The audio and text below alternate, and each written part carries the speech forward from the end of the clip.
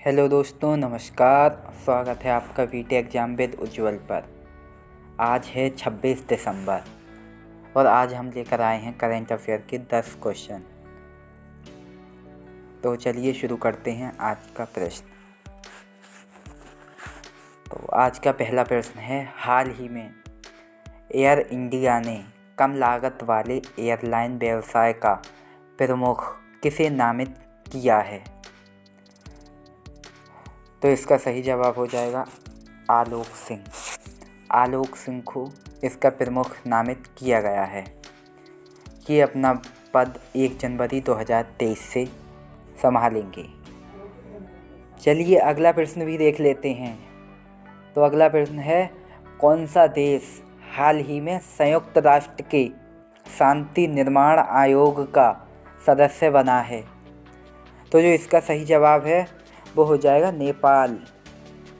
नेपाल को संयुक्त राष्ट्र के शांति निर्माण आयोग का सदस्य बनाया गया है।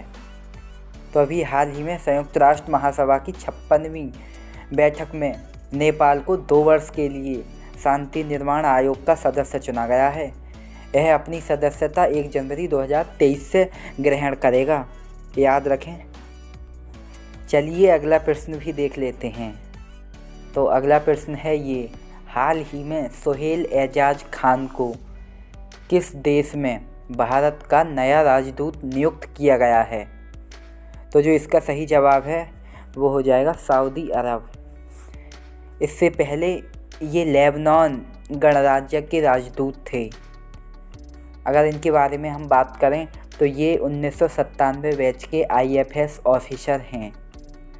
और अगर हम बात करें सऊदी अरब की राजधानी के बारे में, तो इसकी सऊदी अरब की राजधानी है रियाद। और अगर इसकी मुद्रा के बारे में बात करें तो वो हो जाएगी सऊदी रियाल। चलिए अब अगला प्रश्न भी देख लेते हैं। किस भारतीय अभिनेता को हाल ही में ब्रिटिश पत्रिका की 50 महानतम अभिनेताओं की सूची में शामिल किया गया है? तो इसका जो सही जवाब हो जाएगा वो हो जाएगा शाहरुख खान। शाहरुख खान को 50 महानतम सूची में शामिल किया गया है। अगर हम बात करें ब्रिटिश पत्रिका की, तो ये पत्रिका हर वर्ष जारी की जाती है। तो इसमें इस बार शाहरुख खान का नाम शामिल किया गया है। चलिए अगला प्रश्न भी देख लेते हैं।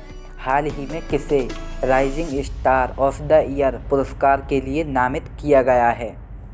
तो इसका सही जवाब हो जाएगा अमित पंघाल। अमित पंघाल को rising star of the year का पुरस्कार से नामित किया गया है, याद रखें।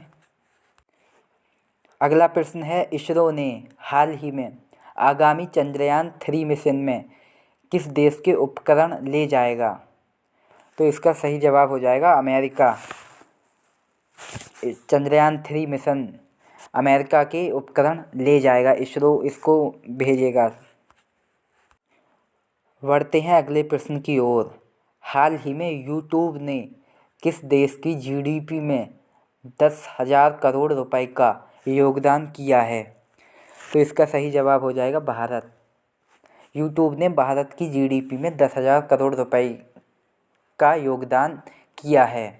इससे भारत की GDP में वृद्धि की गई है। अगला प्रश्न देख लेते हैं। प्रधानमंत्री नरेंद्र मोदी जी के द्वारा 12 जनवरी 2023 को किस राज्य में राष्ट्रीय युवा सम्मेलन का उद्घाटन किया जाएगा? तो जो इसका सही जवाब है वो हो जाएगा कर्नाटक। कर्नाटक में राष्ट्रीय युवा सम्मेलन का उद्घाटन नरेंद्र मोदी जी के द्वारा किया जाएगा। हम हर वर्ष 12 जनवरी को राष्ट्रीय युवा दिवस के रूप में मनाते हैं। और अगर वहीं बात की जाए 12 से 16 जनवरी को हम राष्ट्रीय युवा सप्ताह दिवस मनाते हैं।